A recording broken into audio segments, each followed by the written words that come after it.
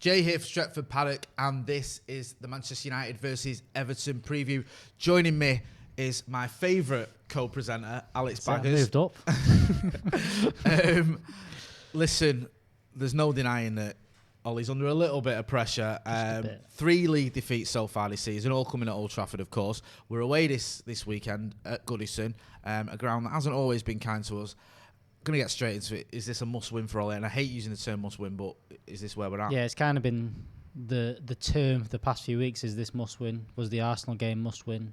I think a lot of people said yeah. And then I think this one, wouldn't have been as bad, but then the Istanbul result this week's just kind of said that, if we do 3 losses in a row after that high of the Leipzig game last week, and then to have potential 3 losses in a row going into the international break, I think Ollie has to win this game, or there's going to be even more questions than there are right now about his job. I think we're 50. I said because I've not looked at the league table, but I'm pretty sure I think we're 15th in the league, which, okay, we're 7 games in now. If you don't win or even if you lose this game, 4 defeats out of 8, not even bottom half of the table, relegation sort of form.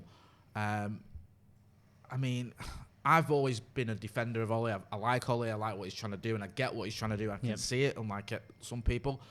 But it is getting drastic, and the football this season just hasn't been good enough, especially in the league. No, it's not been good enough. And the thing is, we've had a tough run of games. You can't deny that the run from going from I think it was, we had Tottenham, then we had PSG, Chelsea, RB Leipzig, Arsenal, then Istanbul, and then Everton.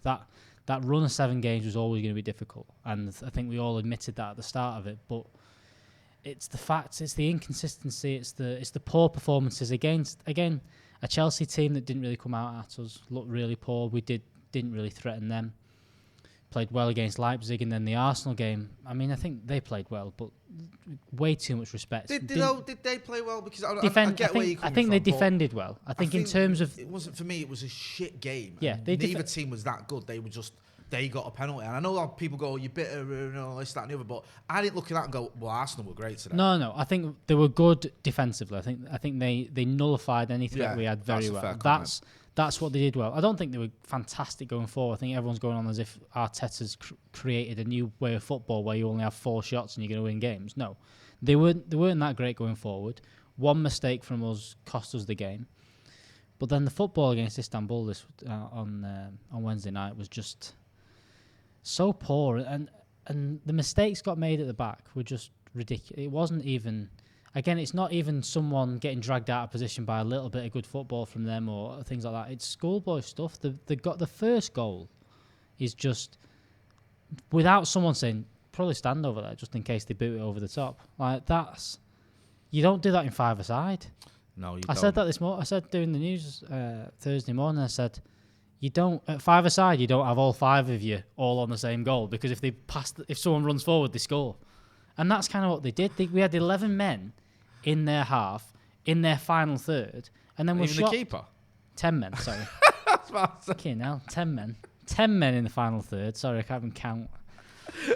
We'll put it past the United in a minute, A new tactic, put the keeper up in the first half. And then to go the second half, it was always going to be difficult. If you concede against a team that's going to sit back anyway, it's always going to be more difficult because they don't need to go forward at all towards the end of the game. They don't need to create anything. And that first goal just killed things. They sat even more further back. But we didn't even threaten in the second half. There was never a point where we went, that was a good save, or we could have had a chance there. There was no close chances or anything like that. It was just shocking. It was shocking. I want to move on slightly from that game because I don't want to relive it ever again in my life, because it was just, less said about that, the better. Just looking at it, the season so far, you look at the games, I'm going to have to bring them up because we have to, but Palace, Spurs, Arsenal, now if you want to throw in the Champions League game as well, Istanbul. Those performances across those 4 games that I've mentioned have been pretty dreadful. Yep. I don't let you look at any of those games and go, well, we were lucky in that game, and the keeper had a stormer, and that's why we lost all those games because we deserved to get beat. What has gone wrong for this team? Because you look at that's not just 1 or 2 bad games, that's 4 pathetic performances in a team that finished third last season and, was playing relatively well. Again, the worry there is, towards the end of last season, you had the excuse of this team's playing a lot together. There's a lot, maybe they're a bit leggy and things like that. And you even had that the first game against Palace and maybe even against Tottenham, and that you could give the excuse of the 10 men. But since then, a few different formations, a few different things like that. And it's a rotated squad. It's different players playing, and all of them seem to be struggling in somewhat shape or form. Bruno gave the ball away. I think there was a stat saying 34 times against Istanbul. You've had Paul Pogba, who looked really off the pace, and he played 90 minutes against Arsenal. Martial, I can't say he's been great. He's not been one of the worst players. Rashford went missing in the Istanbul game again, and there's too many things like that. There's no one going forward, because forget the defensive mistakes. We've almost lost that coherence going forward as well. There was the point last season when you kind of went, do you know what, maybe we're not defending great or whatever, but at least we were scoring goals. But the last 3 or 4 games, especially in the league, we're struggling to score goals. It's been a real struggle, and that's where I worry for Ollie a little bit, in the fact that the one thing we were always saying was at least it was starting to look like exciting football again, and that's gone as well. Not only are the mistakes coming in, which you can say as individuals not being fully fit, or coming back from injury, or just tired, or things going off the pitch. If we can't score goals and we're not looking exciting, that's the real worry to me. You say that about not scoring goals, because that's almost slips under the radar a little bit, because people have been going on about the defence, and rightly so, because the defence has been porous. But we haven't been scoring in the league, especially because you look at it. The Arsenal game didn't score. The Chelsea game didn't score. I mean, these are back-to-back home games where you'd expect at least one. Well, you expect to be winning them, so you expect at least 2 goals over the 2 games. We get it. Not only that, most of those games, you've had 1 or 2 chances. It's not like we've been all over them. No. I mean, who takes responsibility of that? Is it midfield? Is it the strikers? Because in Europe, the Istanbul game aside, we've been scoring, but in the league, it's been a different story. It's an odd one, and this is where the pressure coming for Ollie is that, it's not just one individual player that's struggling. It's not just he's not firing, so we're not doing things. You've always had that excuse that we've not got a striker scoring goals, but at the minute, the whole team's not creating chances. There's no one wanting the ball. There's no one, really trying to express themselves. There's no one trying things. There's no one doing more than they should do. And it just got a bit bored. It's been a bit boring, especially the 2 league games in the Istanbul game, where you just kind of going, I don't see us scoring if we played for another 90 minutes against this lot. I don't see us scoring a goal, which is a real worry. Is Ole Gunnar Solskjaer going to get sacked, do you think, if we lose on... Is it Sunday or Saturday? Saturday. Is it, do you think...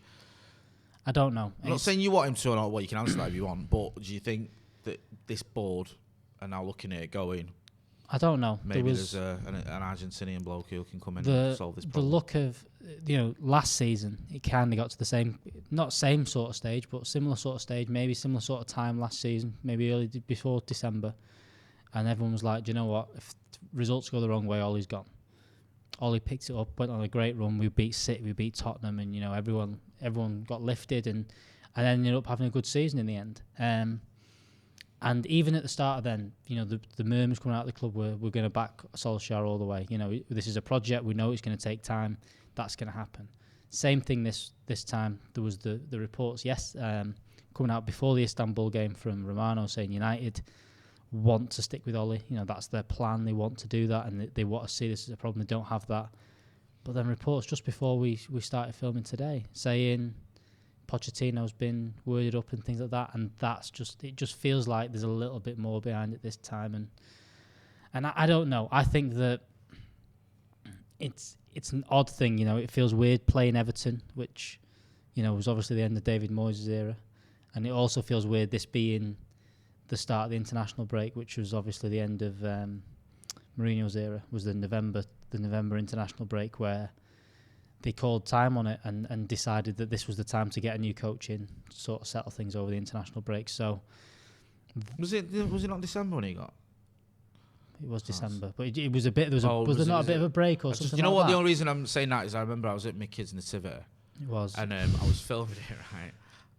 I'll try and dig the clip on for on Twitter. I was filming it, and then Mrs. sort of whispered to me like, "Mourinho's been sat," and you can see where I'm filming where the camera. I was like, but it you're right. I get it just seems like it seems like there's a time. It seems like there's a time now where, if they're gonna do it, now would be a time that they would look at it. And again, I did it on my fan cam. I spoke to McCullough on my fan cam about this and said that my worry about not doing it is not that Pochettino won't be the wrong man and he won't pick things up, because I think that Pochettino is a good coach. I think that what he did at Southampton and Spurs was very good. My worry is that in 2 years' time, I seen a tweet today that he'll get a centre half next summer, we'll get Champions League the summer after, and they'll be then he won't be back the summer after that, and he'll be gone. And that seems to be the pattern that's going.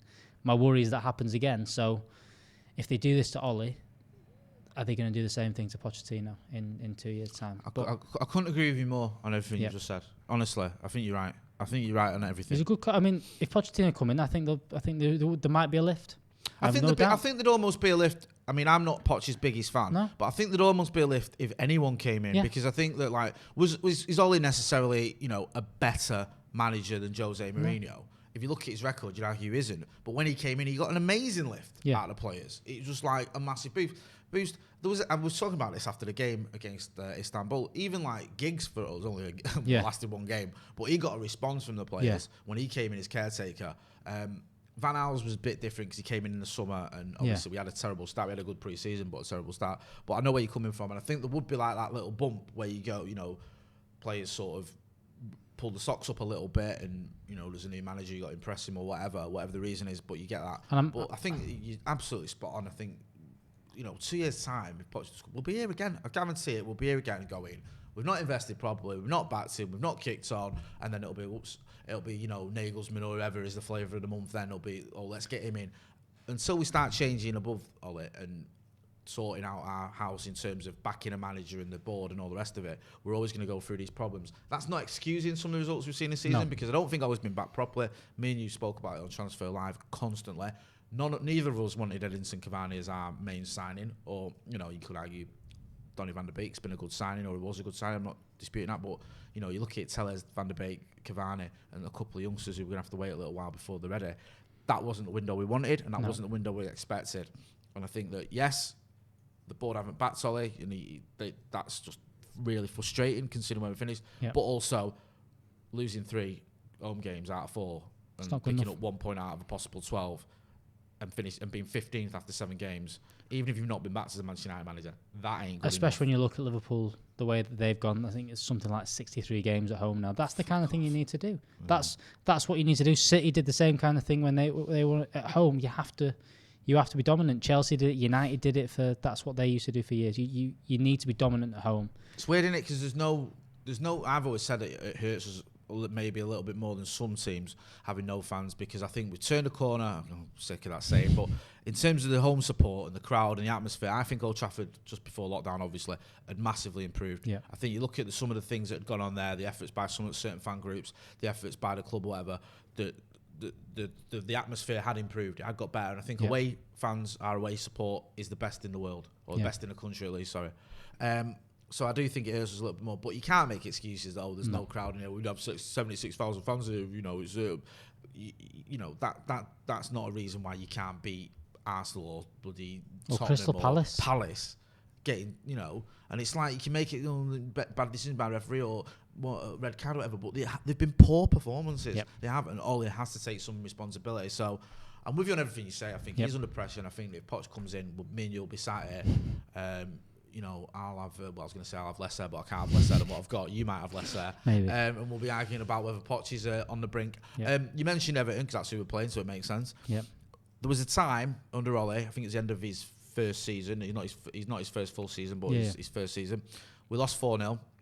The team was, choose my words carefully here, shite. Dreadful. And he called them out. After the game, he said, some of these players, I'm paraphrasing here, but more or less, some of these players will not be here next season. They're not up for it.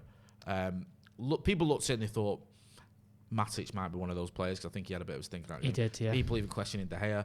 I can't remember, forgive me if I'm wrong, but I think Lukaku might have been questioned as well. I think Pogba as well had a poor game. As well, right? All those kind of things. Infuriated after that game, I sort of pulled it out of my memory. But that was an Everton team as well that we got took apart by, that wasn't even that great. It was bang average, even being brutally honest. Fast forward now, always under pressure, probably more pressure than he was then because he isn't a new manager anymore. But this Everton team, if we just talk about them for a minute, they've had a bit of a mixed bag of a start, but they're looking better. And the manager of Carlo Ancelotti, they've got a manager who, he's one of the top coaches in the world, isn't he? Yeah, he is. And he had them really well drilled. They started the season fantastically. I think they got 13 points out the first 15. Where are they, Cal? Can you have a look where you have the table? I think they're about third or fourth. I think they're still in the top four. Everton. Fourth, Everton and fourth, sorry. Yeah. Their last two games, have they lost the last two, is it? They've lost the last two games, but they won the first three. They drew the fourth one against Liverpool, and they lost the last two. Sorry to interrupt you, can I just say as well, their derby record is absolutely abominable. So to get a draw was massive. How can you go? Was it like 73 years or something since they last got a win against Liverpool? Come on. Yeah, it's shocking. So, they had a good start. They looked like everyone was saying, maybe they're going to title challenge and stuff. But again, it's one of them. He's got them very well organised. They look better. But I do think that they've got quite a thin squad compared to a lot. I think their midfield three when they start, Decore, Allen, and James Rodriguez is a really good midfield three. I think Calvert-Lewin was on a bit of a hot streak, scoring some goals. I think that'll tail off a little bit. Now I've said that, that's when he's going to score against us this weekend. That gets clipped up when Calvert-Lewin gets the match ball. Yeah, so just put a timestamp on it, ready to go, and you can have that. And then Richarlison, who I think is a very good player as well. I think that mix was doing well. And a Carlo Ancelotti team, he was always going to have them well organised, well drilled, and they were looking good defensively. Obviously, a couple of blips in the last two games. And if we'd have beat Arsenal last week, I'd have been quite confident. If we'd have beat Arsenal, beat Istanbul, flying into this, I'd have gone, we'll beat this lot. Because they're on a bit of a downer. But it's almost like they've lost their last two games and now they're still the favourites in the league. And it's mad how that's the case. It is. And, I know people like to see controversial conflicts on YouTube, but I'm sorry, I just agree with Baggers pretty much anything you're saying. So it's boring. I'll try and be a bit more like Steele McCall and just go, no, you're talking rubbish, man. But no, I agree. Yeah, like Carlo Ancelotti, always going to be well organised. He's getting better performances out of some of the players that were already there. He's making decisions. I think he made a decision with Jordan Pickford, then he drops in for a game. I think there's talk of him bringing him back in for United game. Yep. The signings have been good. Yep. I think obviously James Rodriguez is one of those players that people are looking at going, really, Rodriguez gone to Everton. That's a bit of a surprise, because he has been at some of the top clubs in Europe. Seems to have settled in relatively well. I think they brought in Allen, who's sort of hit the ground running. Ben Godfrey, the lad from Norwich, they brought him in as well. Solid signings that make a lot of sense and give that team a nice little balance. I agree with you as well, where you scratch beneath the 11, then there's not much of a squad there, and I'd feel a little bit more confident when they're missing a couple of players. I know they're going to be missing Richarlison, who's suspended. Yep. I think James is potentially out. James, you said he's like a 1 in 4 chance of he'll play. And then I think Digny, who was suspended, but he only had a 1-match ban. He's back, or he's in for this game anyway. So they're not too sort of hamstrung by injuries, apart from like you said, Richarlison. So that is a decent. They've got a decent team. They've got a decent manager. Yes, they've lost back-to-back games, but they've had they're in 4th. I mean, if they finish there at the end of the season, they'd be absolutely overjoyed, wouldn't they? Everton fans? Absolutely. So we'll get to our predictions later, but I think we did that the wrong way around, but it doesn't matter. But we'll now talk about the team news, United team news. We talk about Everton enough. Manchester United team news. Baggers, who's in your starting 11? So, I think this is the go-to 11 for United right now. I don't think Ollie's going to go too far away from this. I think under pressure he's going to go with what he knows and what he's comfortable with. David De Gea in goal. Back four, Wan-Bissaka, Maguire, Lindelof and Luke Shaw. I think that we have to play the back four. I don't think without Tek, because I think Tella's still not back fully fit, even if he's got a negative test. I don't think he's going to feature this weekend. He looked like a zombie, didn't he? Like he's been dug up when that photo of him driving into Carrington. I know the lad's been ill, so I'm not knocking him, but so it didn't look good. So it doesn't look like Tellez is going to feature. A lot of questions about Harry Maguire. I don't think that there's a chance he's going to get dropped for this game. I don't think he was that. If he gets dropped for this game, Ole Gunnar Solskjaer may as well go and hand in his P45 to the Glazers. Yeah, so he's not going to do it. You can't spend 80 million quid on a defender, make him your captain, and then in a game that you really need a win, because your job's dropping, because that sends a bad message to Harry Maguire. It sends a bad message about your management and your transfers. It's bad message FC. So I wouldn't. I've got to put Lindelof back in there again ahead of Twanzebe. I think that. I think Twanzebe's game against Istanbul looked like what he should do after 11 months off. He didn't look that bad, but he did look like he's not played a lot of football. And I think the Paris game's kind of given us a false sense with Twanzebe that he's going to just be able to walk back into the team. I think he needs a bit more time. And I think dragging off at half time, Ollie blamed the yellow card, but I think he needs a little bit more time to bed in, and I don't think against Everton is that time. So I think going with that. Fred McTominay in midfield, I think that he's going to play it safe. I think that especially with the chance of James Rodriguez playing and the way they play, I think that he wants that solidity. And I think that in this game, that for as much as it's a must-win, I think if you probably gave Ollie a point right now, I don't think he'd be too frustrated with it, with the way things have gone. So he's going to play that. Gone with Bruno in the 10. He had a poor game against Istanbul, but I still think he can. I think with Fred McTominay there, he opens up a bit more and plays a bit of football. And then front three, we have to go. Martial has to come back in the team. He came back. He played in the Champions League game, scored 2 goals in those games. Looks very good. Rashford and Mason Greenwood on the right wing. Strong team, like you said, a team that sort of Ollie knows well, and that's players that he's relied upon in the past. You mentioned there about the sort of double pivot in front of the defence. Fred and McTominay have been sort of, before we brought in Bruno, they were sort of a staple of an Ole Gunnar Solskjaer team.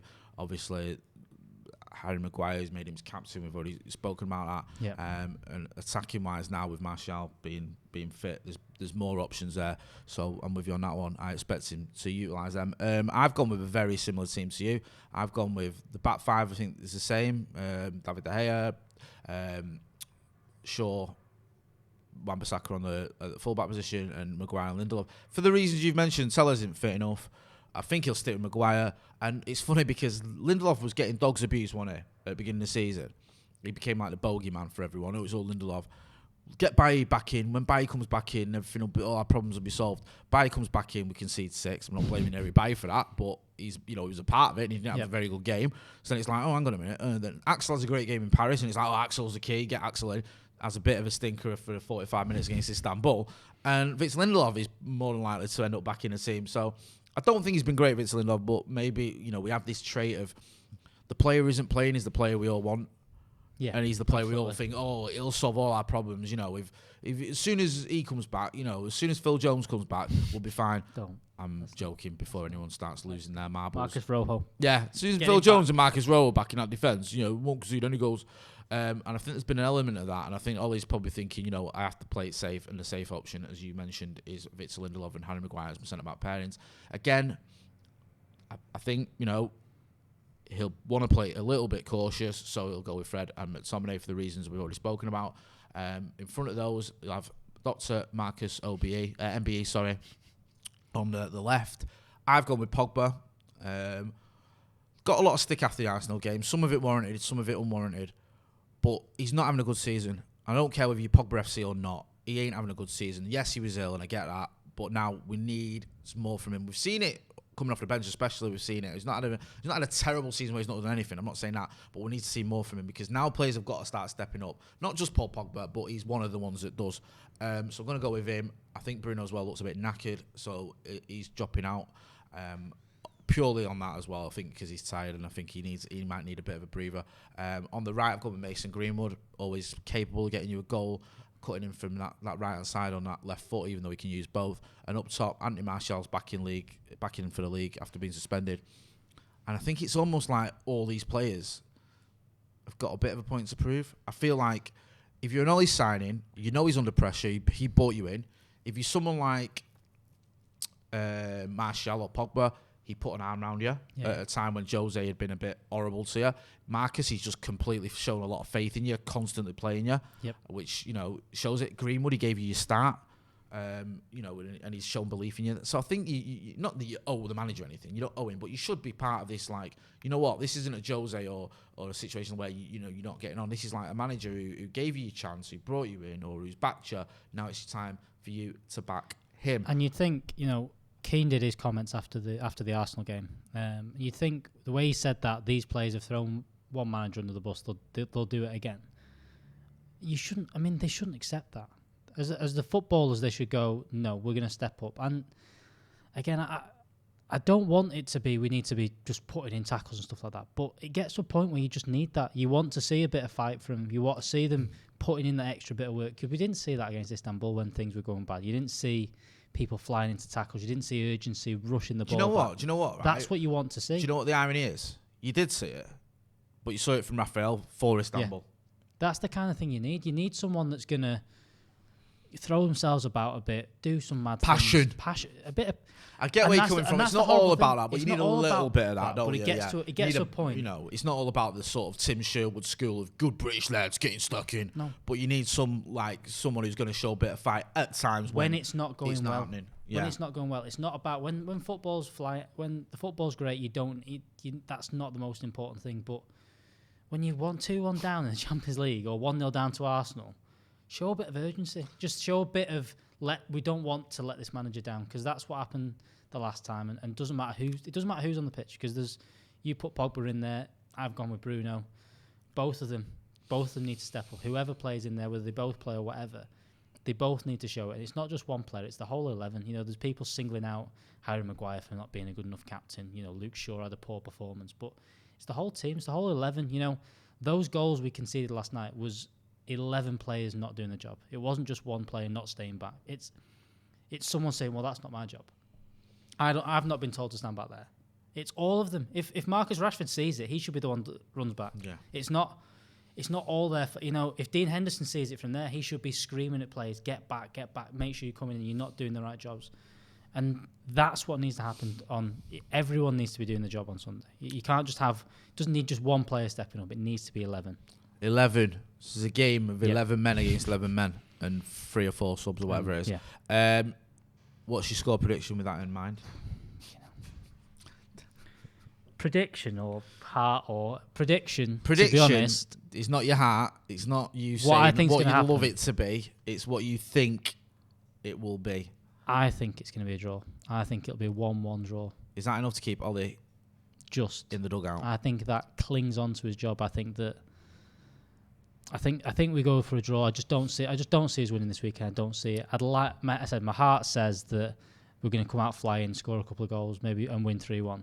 My head says we're going to be tentative, maybe nick a goal early on, or we'll get a penalty to claw us back into a game after a Calvert-Lewin header. After I said he'll never score against us, I think a 1-1 is my prediction. I'd love United to come out flying and score a few goals against this lot. I'd love it if we beat them. Just love it. I'm going to go for an absolute goal fest, mainly due to shambolic defending on both sides. 4-3 to United. People only remember this. Only remember this if you're right. By the way, I'm putting £1 on that now because I have to after that. You have to. Dominic Calvert-Lewin's going to get a hat trick just to show you up, but we'll win 4-3 anyway. That's been Alex Baggers. You know where to find him. He's on Twitter. He's on our socials. He's all about it. And he'll be. Are you here for the watch along on the weekend? I'll be here at the weekend. He'll be here at the weekend. He'll be showing his face, giving us some bit of that, bit of tactical nous. I've been Jay. This has been the Everton. I should get it the right way around. Everton versus Manchester United preview. Don't forget to hit like, share, and subscribe. Thanks for watching.